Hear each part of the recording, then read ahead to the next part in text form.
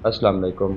सुना है एनाकोंडा से भी कोई बड़ा सांप दरियाफ्त हो चुका है और आज की वीडियो हमारी इसी टॉपिक पर है जिसका टाइटल है find in Amazon 10x bigger than anaconda. Anaconda से भी कोई 10 गुना बड़ा सांप दरियाफ्त हो चुका है और ये ज़ेम टीवी चैनल की वीडियो है।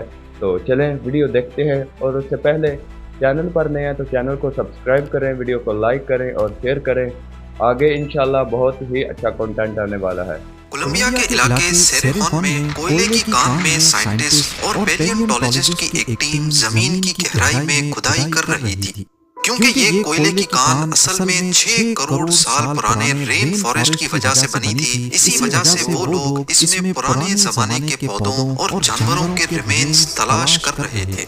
ये जगह दुनिया से छुपे हुए एक मिस्टीरियस पास्ट का हिस्सा थी जिसे जमीन ने अपनी लेयर्स के अंदर छुपा रखा था। खुदाई के दौरान एक्सपर्ट्स को चट्टानों की गहराई में से एक अजीब सी चीज मिलती है। जब उस पर से मिट्टी हटाई गई तो ये कुछ और नहीं बल्कि एक हड्डी थी। किसी ने कहा ये क्रोकोडाइल की हड्डी है, कोई इसे कछुए की हड्डी कहने लगा तो कोई इसे पुराने दरख्त का तना मान रहा था। पर इसी हड्डी ने बाद में साइंस को एक ऐसी दुनिया की सैर कराई जहां अब तक का सबसे बड़ा सांप रहता था, टाइटनोबोआ। ये कोई आम सांप नहीं बल्कि आज के ग्रीन एनाकोंडा से 10 टाइम्स ज्यादा भारी और एक पैसेंजर बस से भी ज्यादा लंबा था। ये इतना भारी सांप था कि अगर ये जमीन पर रेंगना शुरू करे तो अपने ही वजन से मर जाए। तो आखिर फिर ये रेंगता कहां पर था? एक मामूली हड्डी ने एक्सपर्ट्स को अमेज़न के उस इतिहास में पहुंचा दिया जहां का नक्शा ही बिल्कुल अलग था।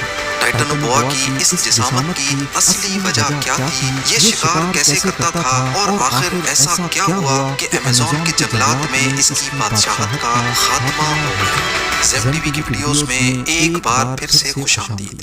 नाज़रीन, टाइटनोबोआ की दरियाफ्त कोई अचानक होने वाला वाकया नहीं था बल्कि ये सिलसिला 1994 में शुरू हुआ।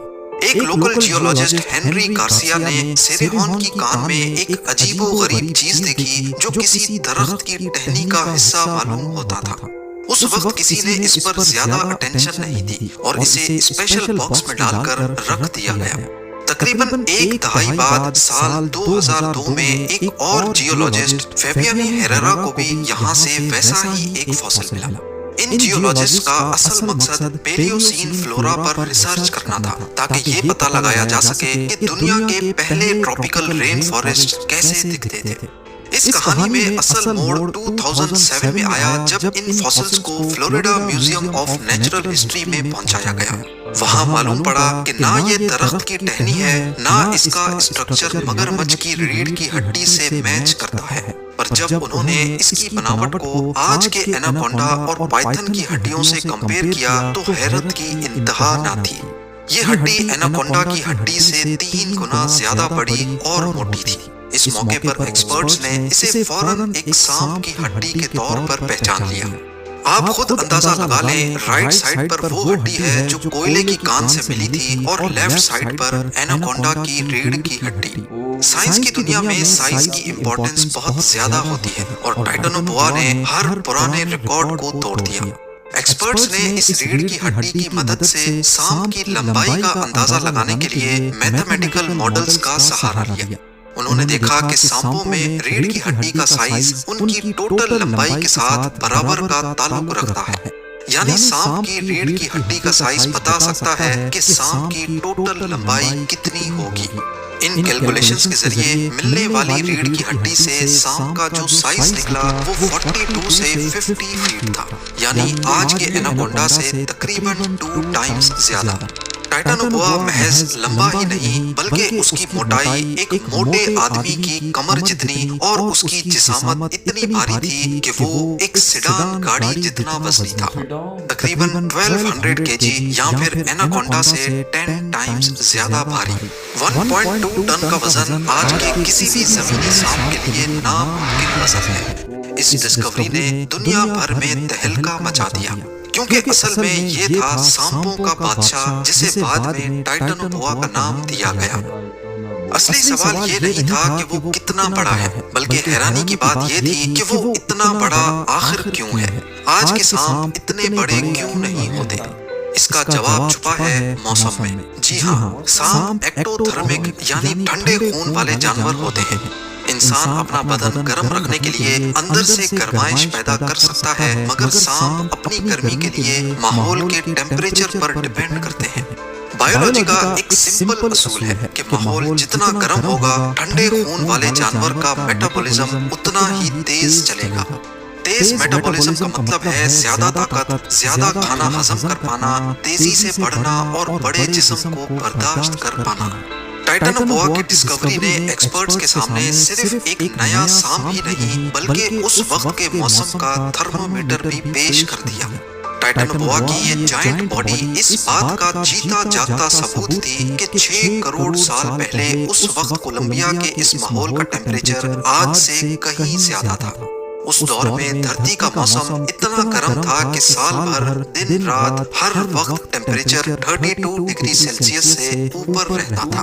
اگر ایوریج ٹیمپریچر ہی اتنا زیادہ تھا تو ظاہر ہے ہیومیڈیٹی بھی انتہا کی ہوگی، اتنی کہ شاید سانس لینا بھی بھاری لگے۔ یہ ایک ایسا ڈھکا ہوا جنگل تھا جو کبھی ٹھنڈا نہیں ہوتا تھا۔ اس لگاتار گرمی نے ٹائٹن بوا کو یہ طاقت دی کہ وہ اتنا بڑا ہو سکے۔ آج کا ایمیزون رین فارسٹ جو ہمیں کافی نم اور گرم محسوس ہوتا ہے، شاید ٹائٹن بوا کے لیے بہت ٹھنڈا پڑ جائے۔ اگر وہ آج زندہ ہوتا تو شاید اسی رین فارسٹ میں زندہ نہیں رہ پاتا، کیونکہ اس کے اتنے بھاری جسم کو چلانے کے لیے جو انرجی چاہیے تھی وہ صرف اسی شدید گرمی میں مل سکتی تھی۔ اب ظاہر ہے اتنے بڑے جسم کو زندہ رکھنے کے لیے کھانا بھی اتنا ہی کھانا ہوگا۔ یہاں پر سوال اٹھتا ہے کہ ٹائٹن بوا شکار کیسے کرتا؟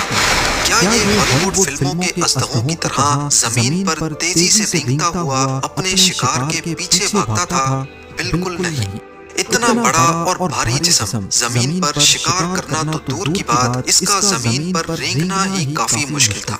گریوٹی اس کے وزن کے خلاف کام کرتی تھی، کیونکہ سانپ جتنا لمبا ہوگا وہ زمین سے چپک کر چلے گا۔ اس کا مطلب ہے اتنی ہی زیادہ فریکشن۔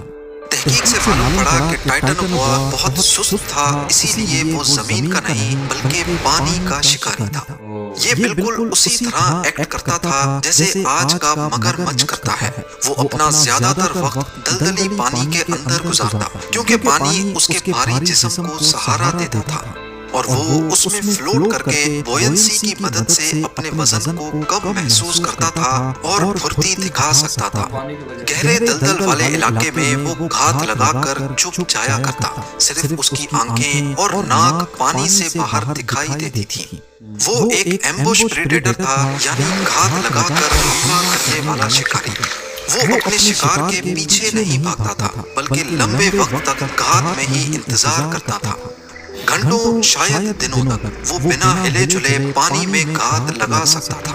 اس کا جسم پانی کے رنگ میں ایسے کیموفلاج ہو جاتا کہ شکار کو اس کی موجودگی کا احساس تک نہ ہوتا، اور جیسے ہی جب کوئی جانور پانی پینے کے لیے کنارے پر آتا، ٹائٹن بوا بجلی کی تیزی سے اس پر وار کرتا تھا۔ سائنٹسٹ نے بائیو میکینیکل ماڈلز کے ذریعے اندازہ لگایا ہے کہ جب ٹائٹن بوا اپنے شکار کو جکڑتا تھا تو وہ لگ بھگ 400 PSI سے بھی زیادہ پریشر ڈالتا تھا۔ یہ دباؤ اتنا زیادہ ہے کہ مان لیں 2 افریقن ہاتھی آپ کے سینے پر لا کر کھڑے کر دیے جائیں۔ ٹائٹن بوا اپنے شکار کا دم ٹوٹنے کا انتظار نہیں کرتا تھا، بلکہ اتنا پریشر سیدھا اس کی ہڈیاں توڑ دیتا اور بلڈ کی سرکولیشن فوراً رک جاتی تھی، یعنی پلک جھپکتے ہی شکار کا کام تمام۔ لیکن آخر وہ کھاتا کیا تھا؟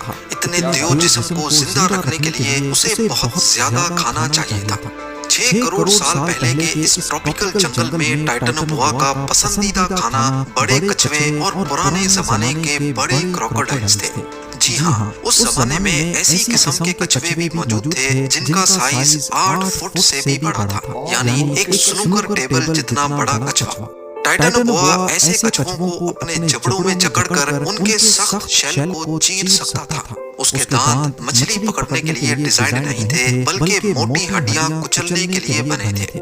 اسی طرح جو مگرمچھ آج جنگل کے تالابوں میں خوف کا عالم بنے ہیں، ان سے بڑے مگرمچھ اس دور میں ٹائٹن بوا کا کھانا ہوا کرتے تھے۔ इन सब हकीकतों से जाहिर होता है कि टाइटनोबोआ अपने दौर में शिकारियों के भी शिकारी और अमेज़न के बेमिसाल बादशाह थे। अब यहाँ आप सोच रहे होंगे कि जब इसकी मोटाई ही एक हेल्दी इंसान की कमर जितनी थी तो वो इतना बड़ा कछुआ कैसे खाता होगा। यहाँ आपको बताता चलूं कि सांपों की डिस्कवरी में सबसे बड़ी मुश्किल उनका स्कल यानी खोपड़ी ढूंढना होता है। सांप का स्कल बहुत ही नाजुक हड्डियों से बना होता है जो मरने के बाद जल्दी टूट फूट जाती है। टाइटनोबोआ की डिस्कवरी के पहले चंद सालों तक एक्सपर्ट्स के पास सिर्फ रीढ़ की हड्डियां थी, जिसकी वजह से वो इसके चेहरे और शिकार करने के तरीके का अंदाजा सही से नहीं लगा सकते थे। लेकिन फिर 2011 में एक इंटर्न जॉर्ज मॉरिनो बेर्नल ने सैरी खून में टाइटनोबोआ का स्कल ढूंढ निकाला। ये एक once in a lifetime discovery थी। इस स्कल ने साबित किया कि उसका जबड़ा एनाकोंडा की तरह डिसलोकेट हो सकता है, जिससे वो अपने सर से 3 गुना बड़ी चीज आसानी से निकल सकता था। उसके ब्रेन का साइज बहुत छोटा था, लेकिन उसके सेंसेस बहुत तेज थे। उसके पास पिट ऑर्गन्स थे जो दूसरे जानवरों के जिस्म की हीट को महसूस कर सकते थे, जिससे वो अंधेरे में भी शिकार कर सकता था। ये भी याद रखें कि पानी टाइटनोबोआ के लिए सिर्फ शिकार का ही जरिया नहीं था, बल्कि उसकी जिंदगी के लिए भी सबसे इम्पोर्टेंट था। इतना बड़ा जिस्म अगर पूरी तरह खुश्क जमीन पर रहता तो अपने ही वजन से दब जाता और उसके इंटरनल ऑर्गन्स फट जाते। पानी उसको सहारा देता था ताकि वो अपने बोझ को हल्का कर सके। यानी टाइटनोबोआ की जिंदगी एक परफेक्ट बैलेंस में थी। गर्मी उसको ताकत देती थी और पानी उसका वजन कम रखता था। ये कुदरत का एक ऐसा अजूबा था जो अपने एनवायरनमेंट के लिए बिल्कुल परफेक्ट था। लेकिन यहाँ पर सवाल उठता है कि अगर वो इतना ही परफेक्ट था, इतना ताकतवर था और उसका कोई शिकारी दुश्मन भी नहीं था, तो आखिर जंगलात के ये बादशाह खत्म कैसे हुए?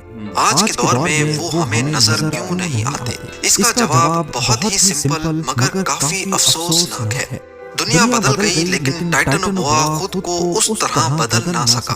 पेलियोसीन दौर के बाद जमीन का मौसम आहिस्ता आहिस्ता ठंडा होना शुरू हुआ। हम इंसानों के लिए चंद डिग्रीज का ऊपर नीचे होना मामूली बात होती है, लेकिन एक ठंडे खून वाले अजदहे के लिए ये मौत का पैगाम था। जैसा कि आपने पहले जाना, टाइटनोबोआ का मेटाबॉलिज्म माहौल की गर्मी पर डिपेंड करता था। जब ठंड बढ़ना शुरू हुई तो उसका मेटाबॉलिज्म सुस्त पड़ गया। उसका खाना हजम करने का प्रोसेस ज्यादा लंबा हो गया और उसकी ताकत कम होती गई। अब ना वो पहले जैसा फुर्तीला था और ना ही आसानी से शिकार दबोच सकता था। सिर्फ टेम्परेचर का कम होना ही नहीं, बल्कि यहाँ का पूरा इकोसिस्टम ही बदल गया। रेन फॉरेस्ट में जो दलदली इलाके टाइटनोबोआ के रहने के लिए परफेक्ट थे, वो आहिस्ता आहिस्ता सूखने लग गए और दलदल कम होने लगी। और इस सब के साथ साथ ताबूत में आखिरी कील मैमल्स ने ठोक दिया। दुनिया में मैमल्स बढ़ना शुरू हो गए और जो शिकार पहले टाइटनोबोआ का था वो अब दूसरे जानवरों में डिवाइड हो गया। देखते ही देखते सब कुछ दुनिया के सबसे बड़े अजदहे के लिए कम पड़ गया। ना दलदल बची, ना गर्म मौसम और ना ही शिकार। सिर्फ चंद डिग्री ठंडे मौसम ने दुनिया के सबसे बड़े सांप को तारीख का हिस्सा बनाकर रख दिया। उम्मीद है ज़ेम टीवी की ये वीडियो भी आप लोग भरपूर लाइक और शेयर करेंगे। आप लोगों के प्यार भरे कमेंट्स का बेहद शुक्रिया। मिलते हैं अगली शानदार वीडियो में। आपकी एक्टिंग बहुत कमाल है भाई, माशाल्लाह। तो वीडियो आपने देख ली है। वीडियो तो बहुत ज़्यादा तबाही भाई आपने बनाई है यार। इतना बड़ा जंगल और इतना बड़ा सांप दरियाफ्त हो चुका है, इतना खतरनाक। तो अभी भी कुछ चीज़ें दरियाफ्त होना बाकी हैं। साइंस कितनी तरक्की कर चुकी है। आगे भी ऐसी वीडियो देखने के लिए इस चैनल को सब्सक्राइब करें। और ये जो वीडियो आपने देखी है ज़ेम टीवी की, इसका लिंक आपको मिल जाएगा डिस्क्रिप्शन बॉक्स में। हमारे चैनल को सब्सक्राइब करें और इनके चैनल ज़ेम टीवी को भी जाकर सब्सक्राइब करें। Thanks for watching. अस्सलाम वालेकुम।